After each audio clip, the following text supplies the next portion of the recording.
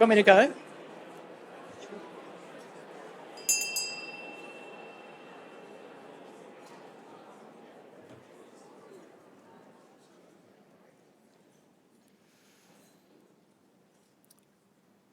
Welcome back, and for those now joining us via the live stream, I'd like to welcome you to our Tasmania State of the State with the Premier, the Honourable Jeremy Rockliff.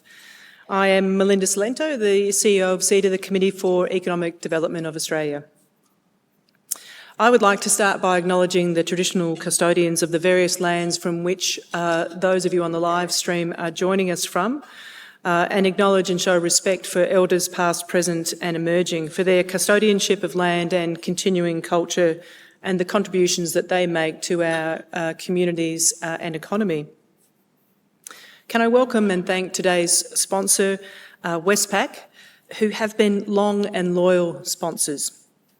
This is in fact the 9th consecutive year in which Westpac has sponsored this event, and we appreciate your continuing support for these types of events and for our work more broadly. For those of you who are joining from the live stream, one of the things that you can't see is the huge number of people in the room. It is our largest crowd here in Hobart for around about a decade, and it's great to be back in the room, but also to have you joining us from the live stream. I know we're in for a very interesting conversation today. Can I encourage all of you to follow the conversation with CEDA on Twitter at CEDA_news, and to join in the conversation using the hashtag StateOfTas22. And if you want to participate in the Q&A, which I would encourage you to, of course, you can do so via the Pigeonhole app, ceda.pigeonhole.at, and the password is Tas2022. And of course, when you jump on there, you can see that you can ask your own questions, and I know there's some questions there already, but you can also vote on the questions that others have posted, so that if it's really on your mind, you can make sure that it gets asked. It is now my great pleasure to invite to the stage the Honourable Jeremy Rockliff, the 47th Premier of Tasmania, to give his address, after which he's going to be joined on stage by Jason Duarte from Westpac, who is going to be moderating our Q&A with the Premier. Thank you very much.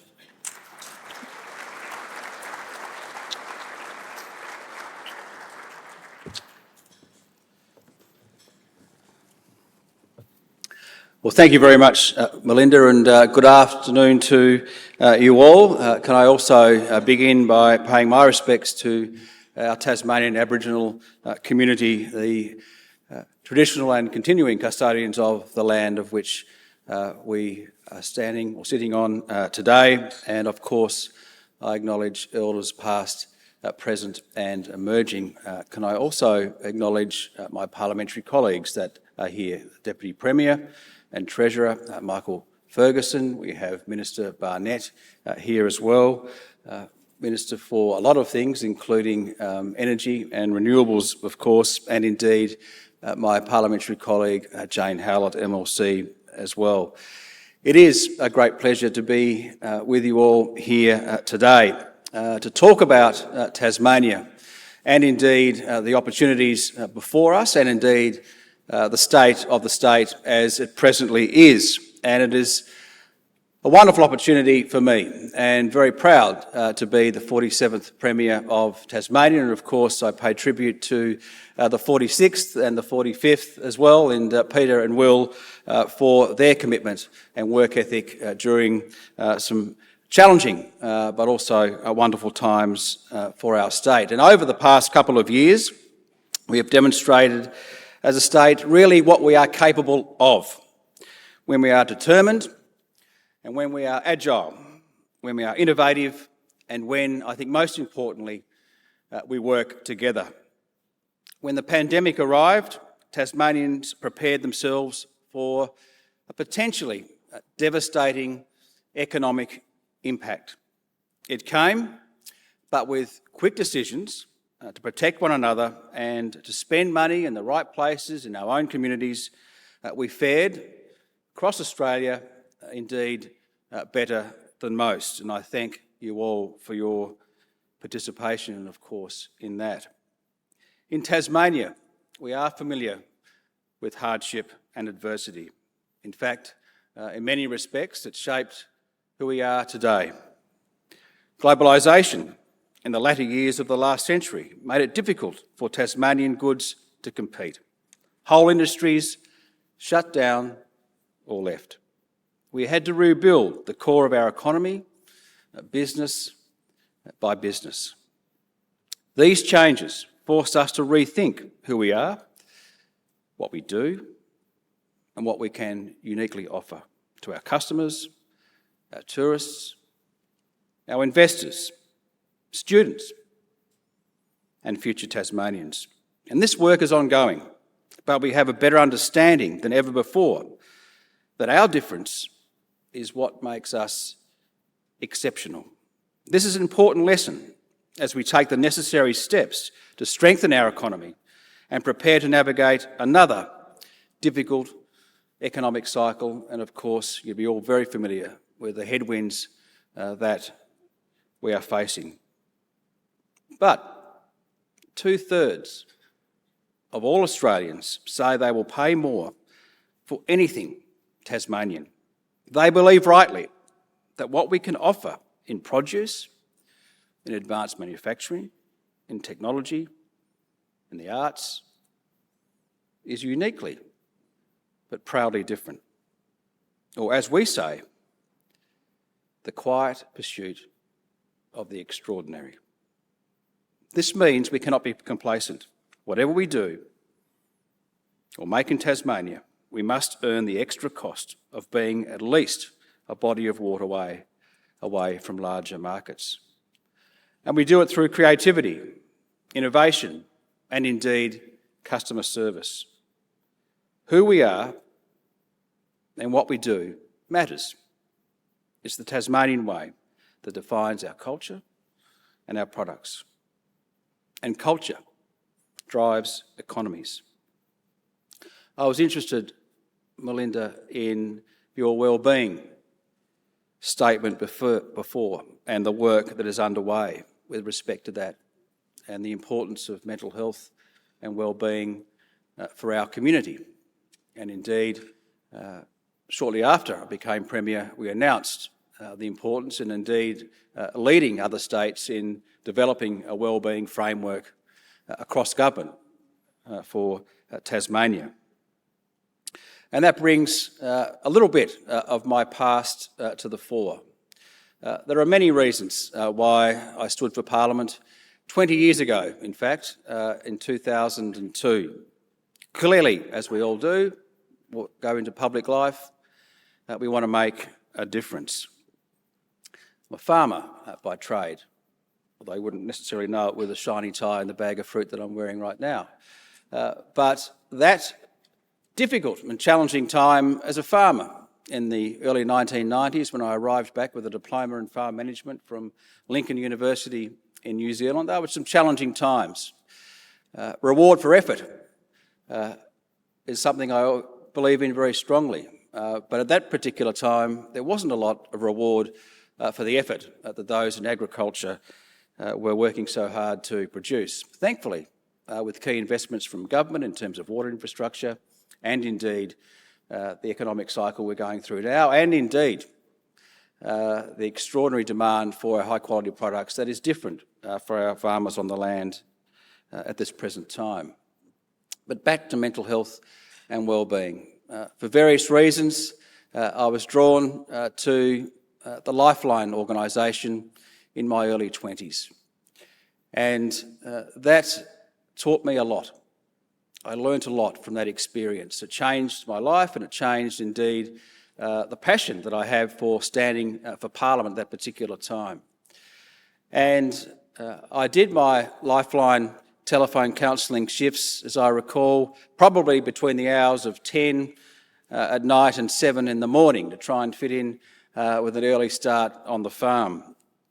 And it taught me a great deal about the importance of embracing inclusivity, the importance of being kind, the importance of ensuring that we rid prejudice within our community.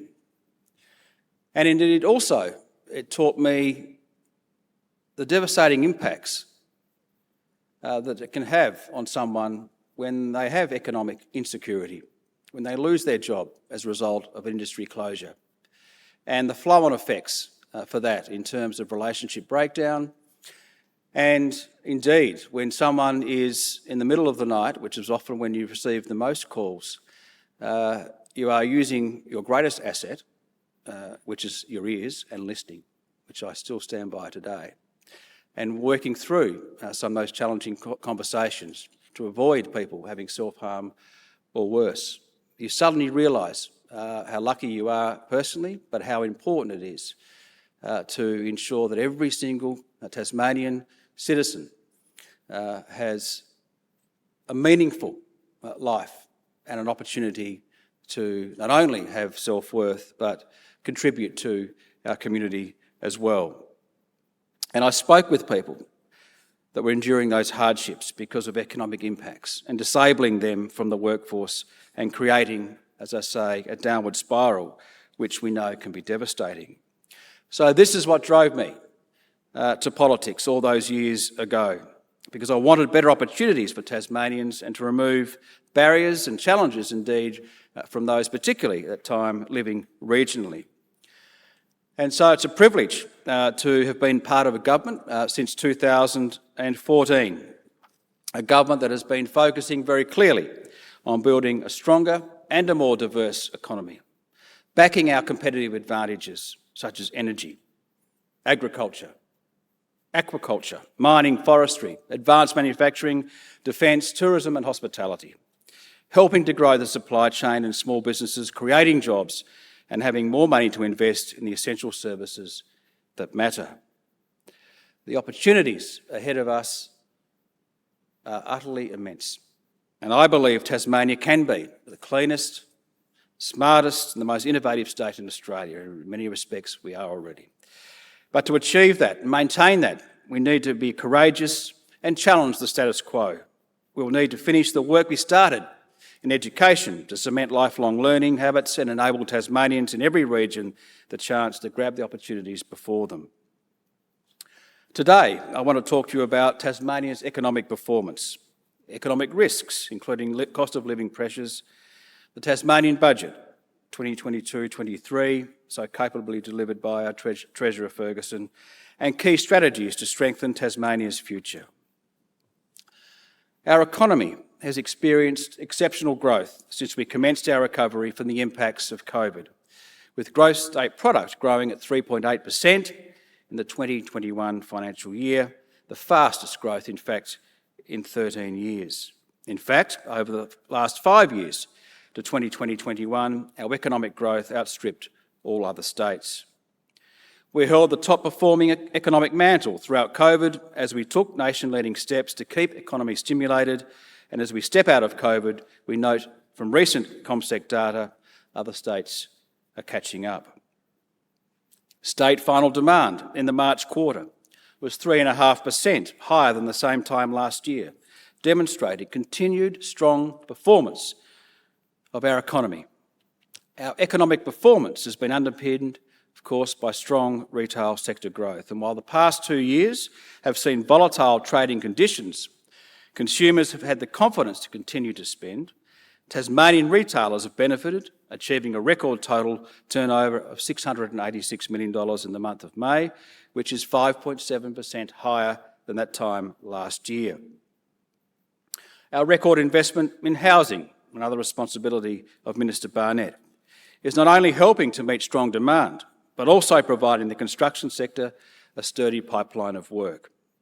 We've taken action to fuel the industry, to help more Tasmanians into home ownership through Tasmanian and Australian home builder grant schemes, the Tasmanian First Home Owner Grant and social housing initiatives. And following the implementation of the home builder schemes in mid-2020, the level of new dwelling approvals in Tasmania increasingly in the latter half of 2020 and early 2021, with the trend series reaching a 35-year high by mid-2021. And growth in Tasmanian dwelling investment also reflects, of course, our strong performance of residential construction sector, with dwelling investment reaching series high in the September quarter 2021. While dwelling investment has fallen in recent quarters, it remains at an elevated level. Tasmania's labour market has continued to strengthen over the past year.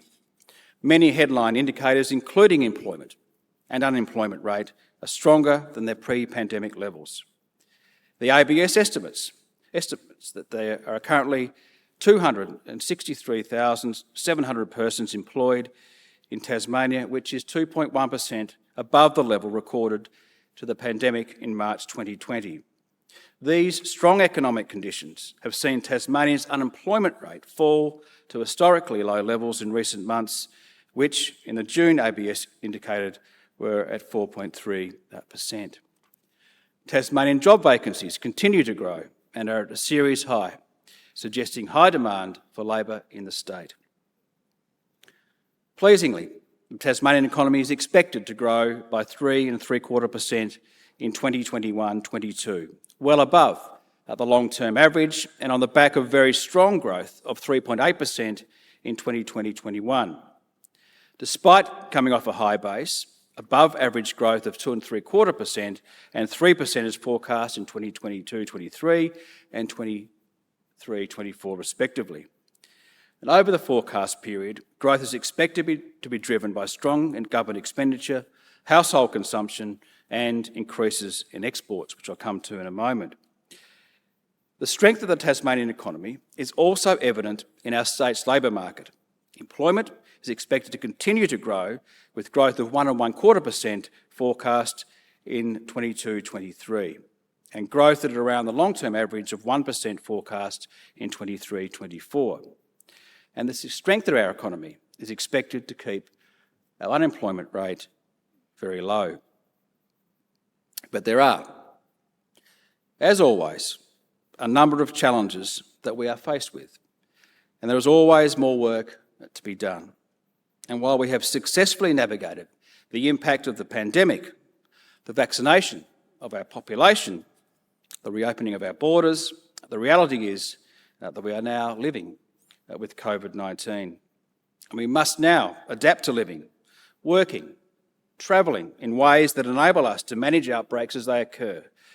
Again, being agile, responsive, resilient in our health settings and maintaining safe business continuity.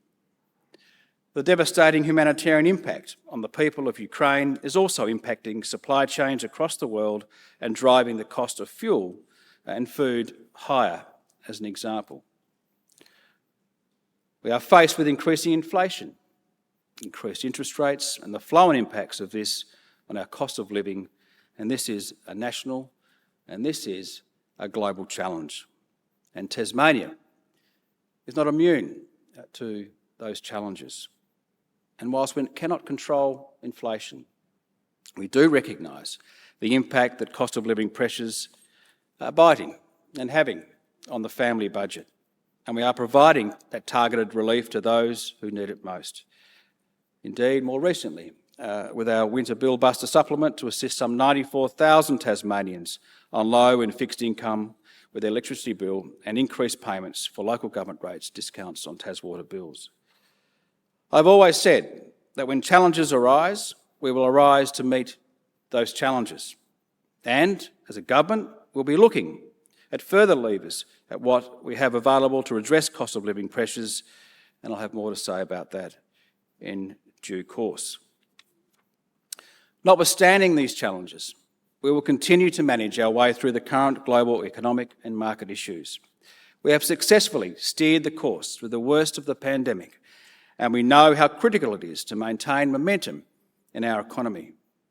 So we are focusing our attention and investment on the things that matter most to Tasmanians: growing our economy and the jobs market, taking action on the cost of living, investing in mental health, housing, and of course, education.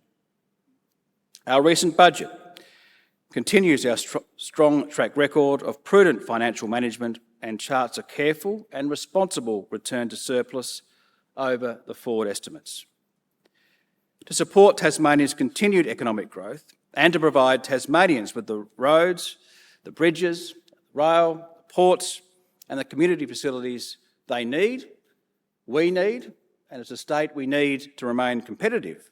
We're investing some $5.6 billion into infrastructure across our regions. In the 2022-23 year alone, our infrastructure budget invests a substantial 309% more than we had been invested when we first came to budget. And we're also very pleased, as evidenced by last year, we're getting that money out the door as well, and our Treasurer looks very happy about that. We're building more homes than ever before, and of course that $1.5 billion investment over 10 years into housing, and our budget investing substantially more than when we came to government, recognising, of course, homelessness and housing affordability is such a crucial and important issue for all Tasmanians.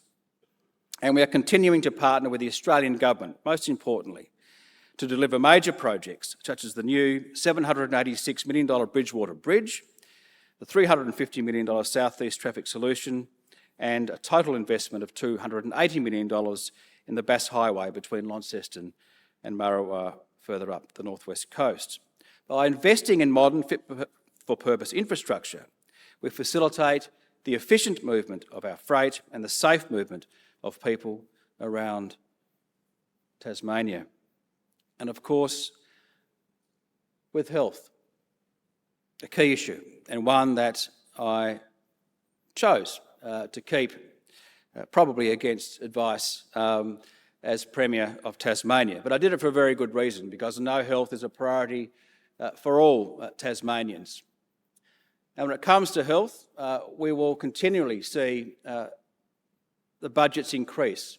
And we know they have to increase because of the strong demand in our health system and indeed the effects of the pandemic, of course, which we're still feeling very much the effects of. But it's also investing in those key areas that will make a difference, but also listening to the people that know best when it comes to delivering those health services. I know it's a key priority for all Tasmanians. On the screen there, it says that extra $196 million investment in elective surgery. That's not something I plucked out of the air as Health Minister. That's something we worked with our clinicians on a 4-year elective surgery plan, where we're going to deliver an extra 30,000 surgeries. And you know what? It's working. In January last year, our elective surgery waiting list was 12,200. It's now 9,700 people. Too many.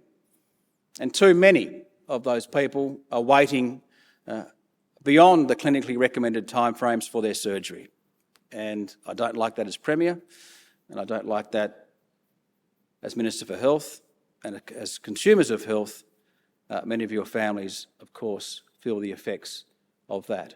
But it is working, and we'll continue to get that down to sustainable levels. But also investment in our digital health infrastructure.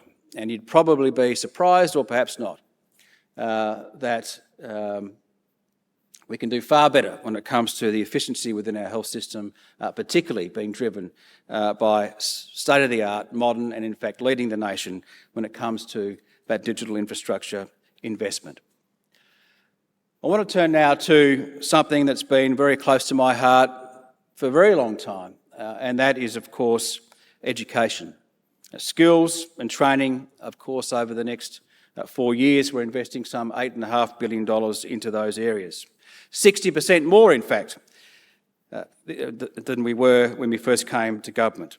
And this year marks an incredible milestone with a major reform when we came to government with having been achieved, and that's extending all our high schools in Tasmania to year 11 and 12. And a key reform that our government took on, a key reform that I was pleased to drive as Minister for Education. And for those of you that were born and in fact had their schooling on mainland Australia, of course, would be quite staggered that we didn't have our high schools extending to years 11 and 12. But through collaboration, collective partnerships with our colleges, this is having a positive effect, in fact, on participation, with new data released today showing the attainment of TCE by students in the past 10 years has increased by more than 16%, while the 76% of students are continuing to year 12, which again is 10% increase over the same period. That investment is working. This means that more Tasmanians than ever before are having the opportunity to receive higher education, helping them to be job ready for the opportunities in Tasmania.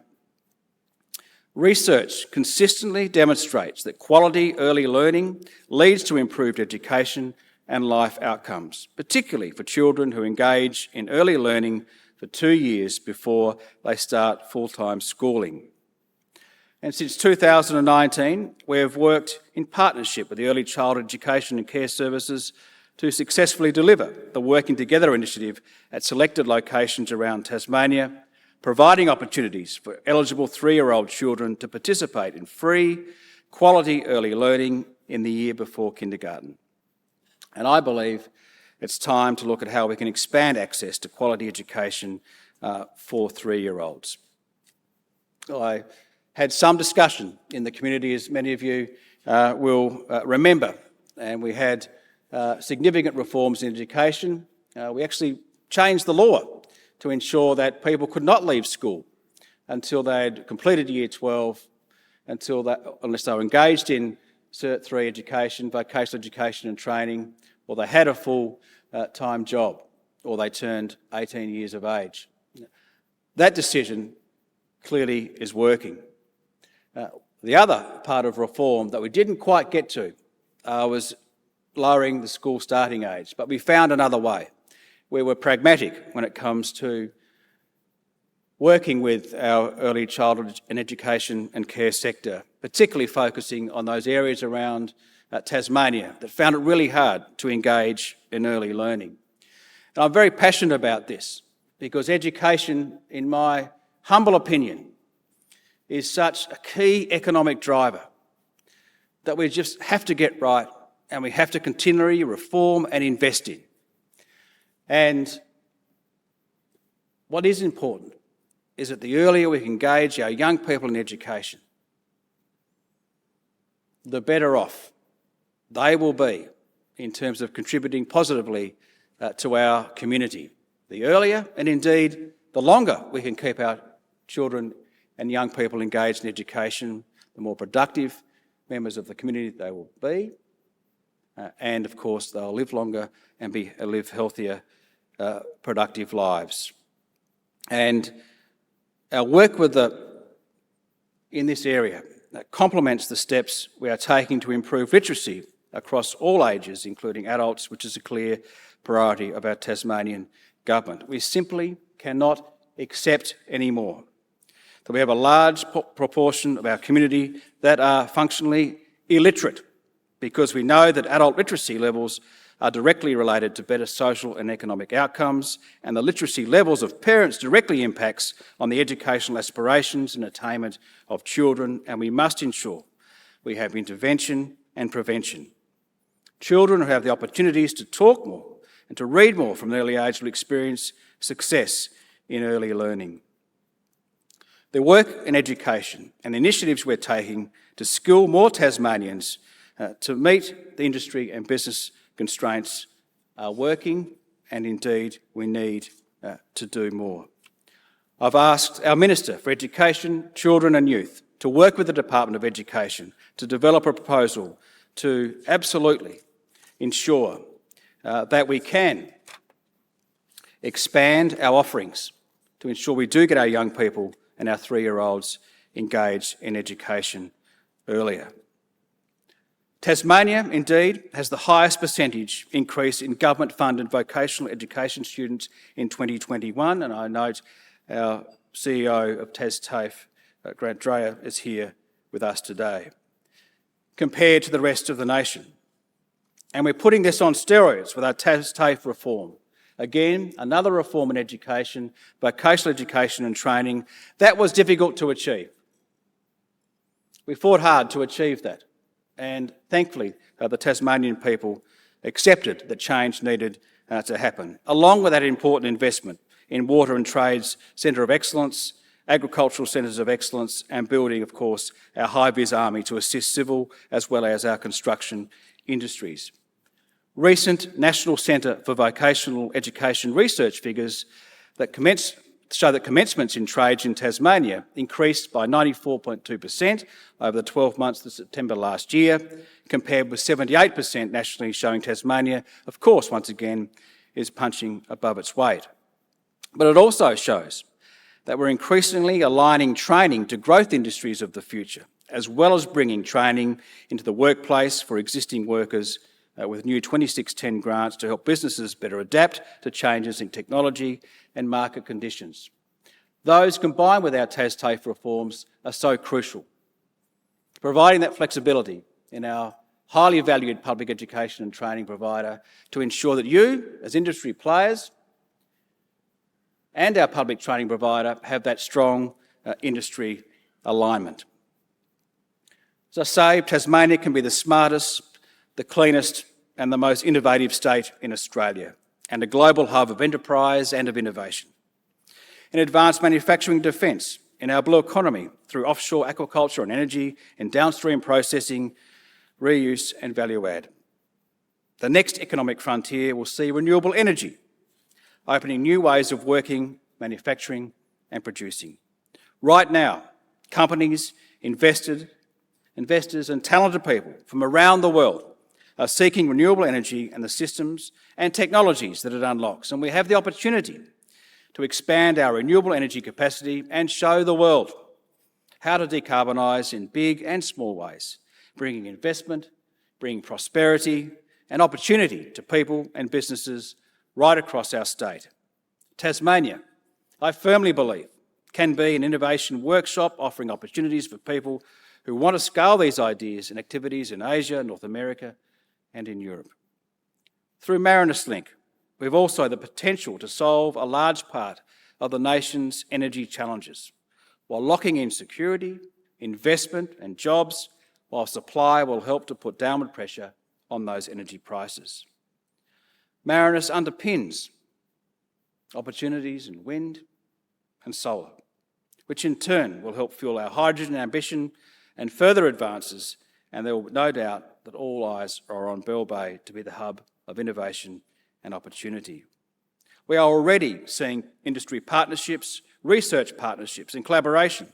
There will be opportunity for skills and training partnerships, academic partnerships, and our regional jobs hubs will play an important role in ensuring local people have access to local training for these jobs of the future. But I'm cognizant that these projects are attracting interest in development and investment to our state more than ever before. I was pleased to note the recent decision by HIF Global to locate its Australian e-fuels facility in the northwest of Tasmania, which is a huge vote of confidence in the advantages that our state has to offer, and depending on final investment decision, is expected to support hundreds of jobs during its construction. To further lock in our economic success, I'm keen to continue to improve the business environment here in Tasmania. And of course, I'll be asking our government to continue to look at ways we can remove unnecessary red tape and barriers through service-centric, client-focused government that operates in our state's very best interests. Our unique position as a smart, clean and innovative state will support downstream processing and value add and attract high-yield tourists and entrepreneurs looking to relocate, and of course we are already seeing this happen. We also know they're attracted to Tasmania because of what our lifestyle offers, of which you would all be very much aware. Despite the challenges we have faced and the challenges ahead, there is curiosity and optimism in Tasmania, and for good reason. Not only has our economy grown strongly, with a vibrant business sector, a booming jobs market, but the budget forecasts and the future will continue to bring those opportunities with solid growth in our economy, our population and employment levels, and haven't we seen the population increase with the release of recent data. Our difference, which once held us back, is now quite clearly driving us as a state forward. Travellers are increasingly curious about our state and to spending more while they're here. In the year ending March 2022, total visitor spend was more than $2.1 billion, which was up an incredible 88% on pre-COVID spend levels in compared to the year ending March 2019. It's underpinning our incredibly compelling brand and product proposition, which, of course, holds meaning for any discerning traveller. However, the competition for that traveller will be more intense and competitive than ever, and each destination fights hard to rebuild their respective visitor economies. While our tourism industry has always punched well above its weight, we acknowledge we are now competing for the visitor dollar in the environment that has altered considerably because of the pandemic. And that is why our focus must be strategic into markets which will continue to deliver yield based on the quality experience of our state. Our advantage is very clear. We are already placed in the hearts and minds of travellers in respect to the qualities and motivators which influence their travel decisions. To build on this, of course, we've provided a further investment of some $10 million to bolster our marketing efforts and build on the very successful Come Down for Air and off-season campaigns which showcase the difference for our travellers. In terms of trade, markets across the world are actively seeking and willing to pay more for Tasmanian products, and we are continuing to build and to diversify our trade routes. We have an intense 2-year trade and investment mission plan that will help Tasmanian businesses get back into those markets that dropped off due to COVID restrictions, as well as establish foothold in new and lucrative ones as well. And you will see that myself as Premier and other ministers across our government flying out of our state into those key destination markets. They're not junkets. They're essential to selling Tasmania and what we have to offer. And every other state of Australia are investing millions, tens of millions, into these opportunities, and we cannot be left behind and rely and be complacent, indeed, on the advantages that I've spoken to. We have to aggressively be in those marketplaces and sell what we have to offer and what we have to be so very proud of. Just yesterday, I met with the heads of mission of the Association of Southeast Asian Nations, ambassadors from Vietnam, Singapore, Thailand, Indonesia, Vietnam, to name a few, to discuss the strong economic and cultural ties between the region and Tasmania. Our two-way trade value is valued at $1.35 billion, and as a region, they are our second biggest trading partner. We have newly appointed trade advocates in Singapore and a trade mission planned in the region later this year, and of course we're committed to facilitating trade opportunities for Tasmanian exporters and help put the spotlight on our state and to grow our local economy. The Tasmanian Trade Action Plan, which was recently released, will support emerging and established exporters over the coming 12 months, providing a coordinated and strategic approach to supporting trade development activities, building on new trade connections, promoting collaboration, partnerships and innovation. And our trade strategy is backed up, of course, a focus on reaching export trade sales of $15 billion by 2050. Of course, our government will lead 8 trade missions over the next 2 years.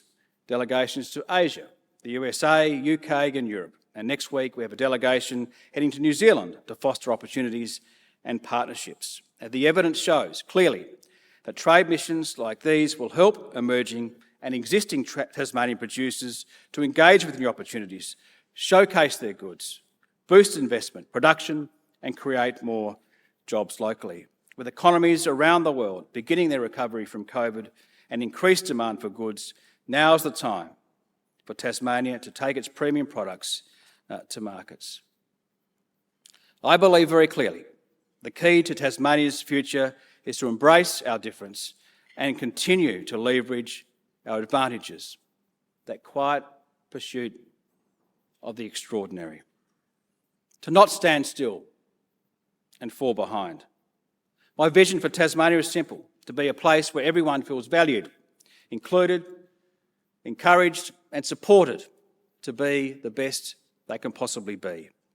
And the hallmark of our government has been strong, disciplined budget management and making the decisions necessary to strengthen Tasmania's future. The path ahead, as I say, will not be easy. And as I've said, we will need to be bold, open to reform, local government reform, financial reform, particularly where it makes the lives of people better and helps to grow our economy, but also sustain the services that I know that Tasmanians hugely value. And of course, continue to work with the federal government, which I might say have started off in a very collaborative approach. Fight for our fair share of GST and investments that help maintain, strengthen confidence in our economy. Our core focus will be to continue to grow our economy, create jobs, attract investment, and to ensure that we have the ability today and into the future to invest in the areas that matter most to Tasmanians. I'm extraordinarily proud of where we have come from over the course of the last 8 years. We cannot let the headwinds of the Tasmanian economy, affected by the global situation, the national situation, these are challenging times, but we're up for it as a government. We're as energetic as a government that we were the day that we were elected, and certainly as an individual, I like the challenges. I embrace challenges. I like change, and we'll need all of those and the goodwill, indeed, of the Tasmanian community to ensure that we can build on our strengths, but also, importantly, sustain our services that Tasmanians value and protect our very unique and valued lifestyle into the future. Thank you very much for listening to me, and I'll look forward to taking a few questions. Thank you very much.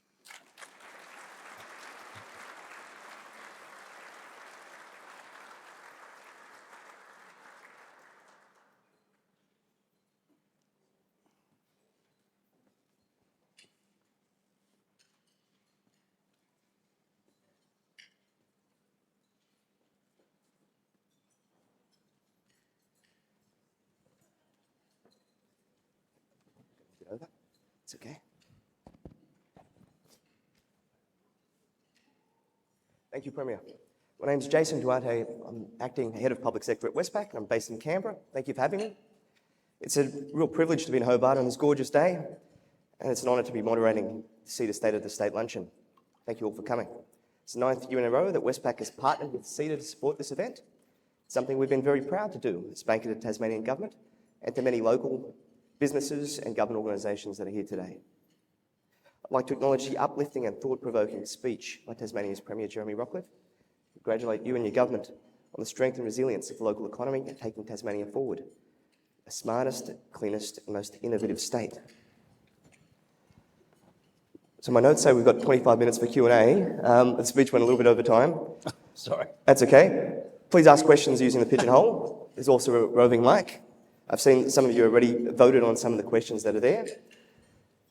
So please continue to do so. Also, if you're asked to ask a question, please state your name and your organisation before asking your question. So I'm very privileged to kick off and ask the first question to the Premier.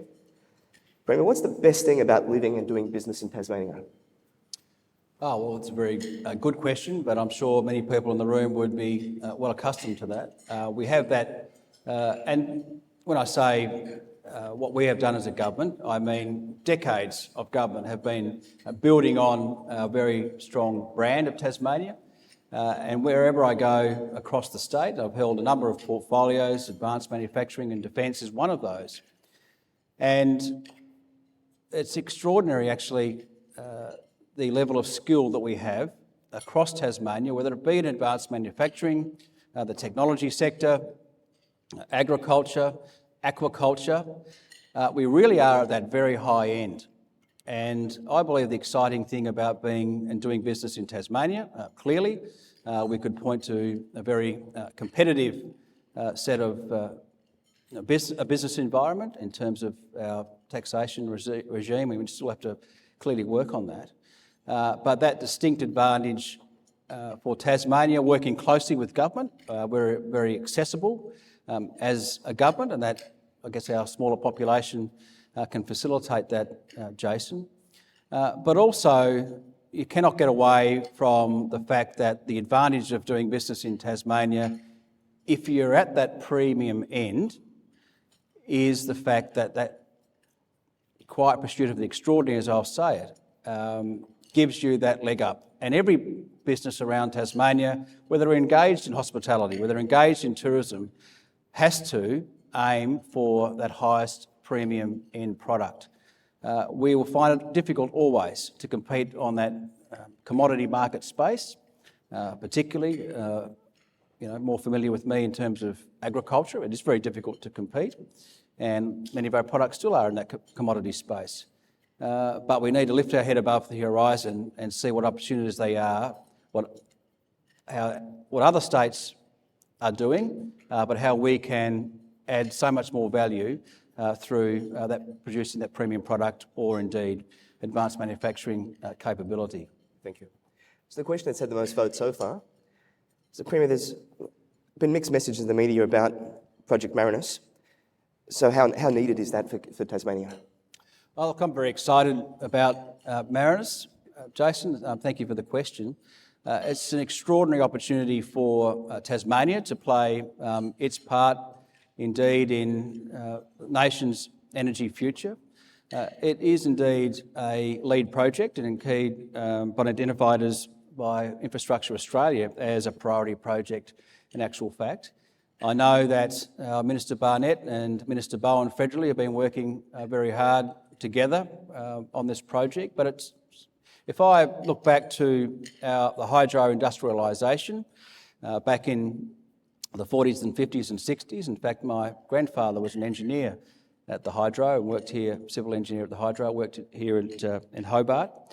I see this as the next level in many respects. Not only playing our part in Tasmania's future, but unlocking all that enormous renewable energy opportunity as well. Our renewables and wind and solar, of course, our capacity with hydrogen as well. There is some way to go, and we're working with the Australian government on exactly that now.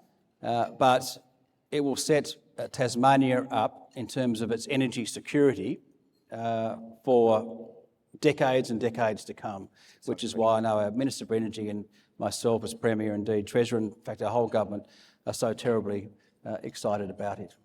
Do we have a question from the floor?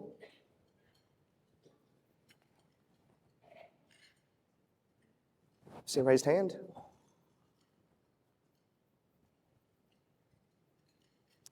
Thank you, Premier. I'm Tina Soreskis. I work for UTAS and I'm on the committee for RDA TAS.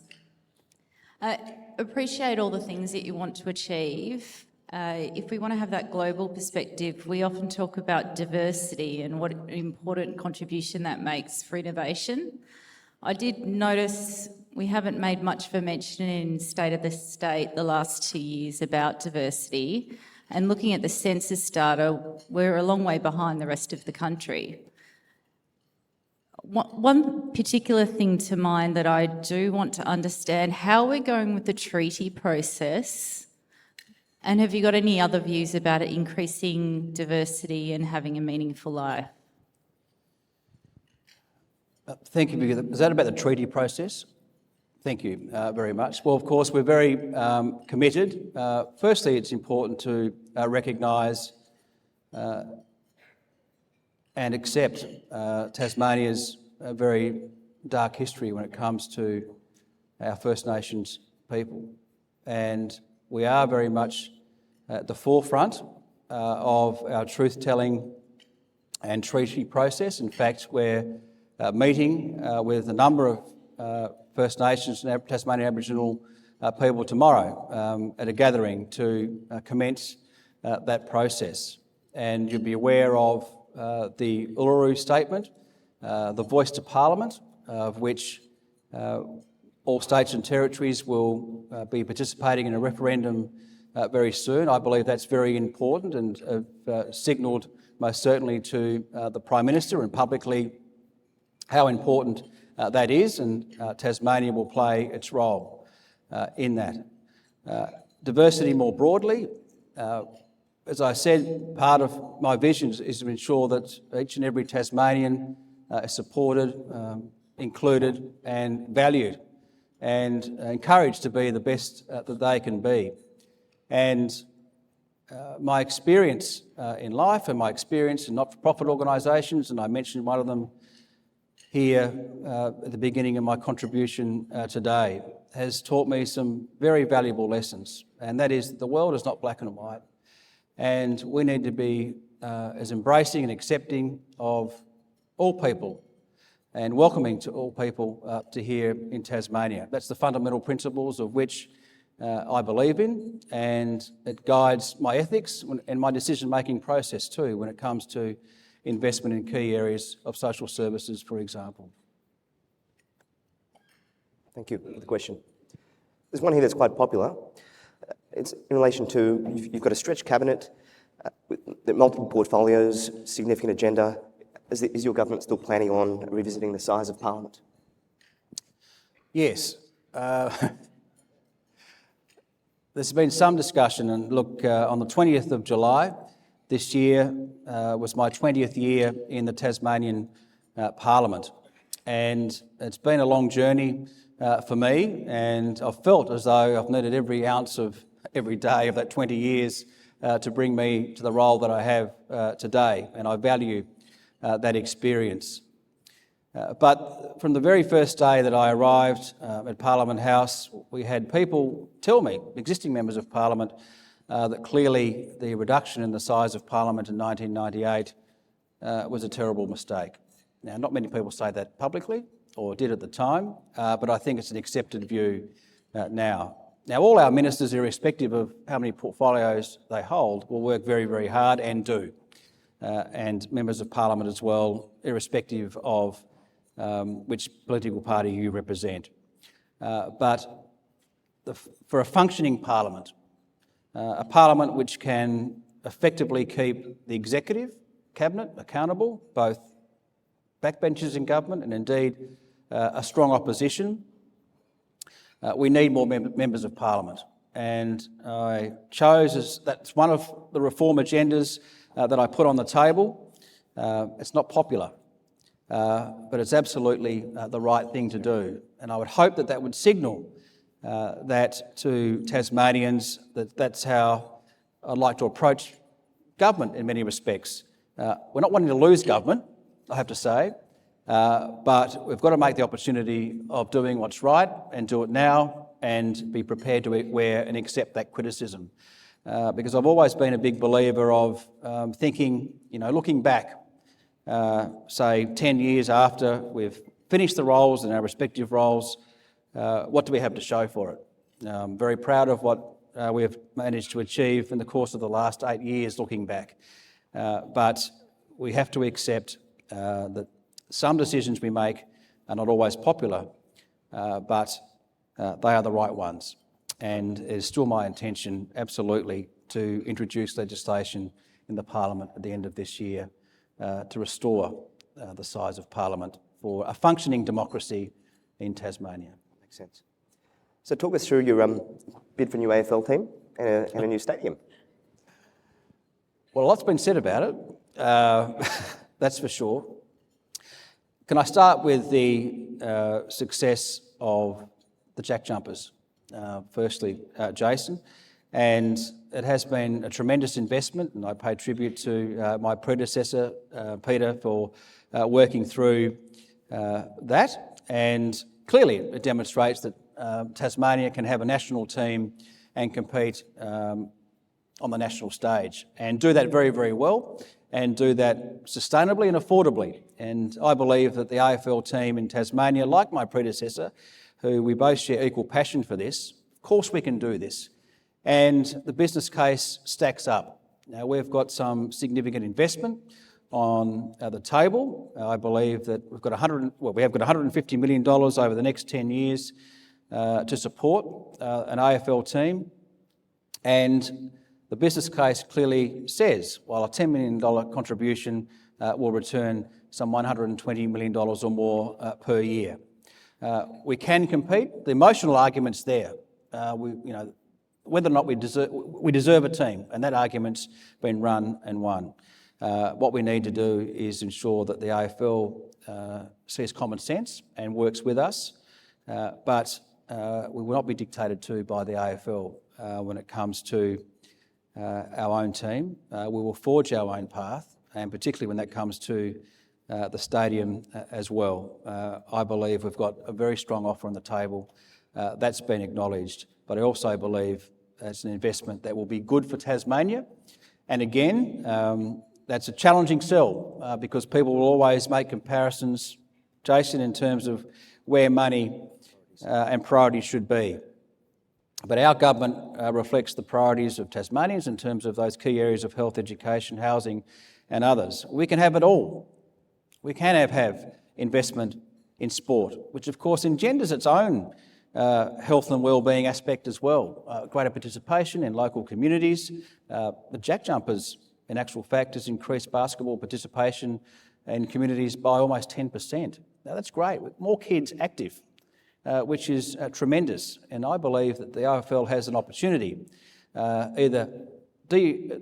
Participation in AFL decreases and it dies as a sport in Tasmania to be overtaken by other sports, or it steps up to the plate and embraces the opportunity, indeed the very strong offer that our Tasmanian government has put forward. I'm sure there are plenty of sports fans here. So we've got time for one more question from the floor. Just get the mic over.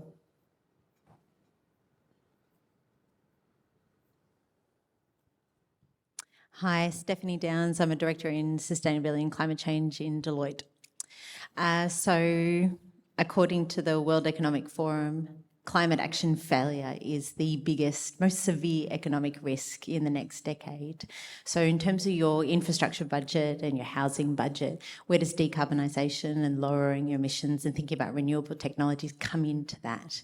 And also that builds a community as well in thinking of that climate action.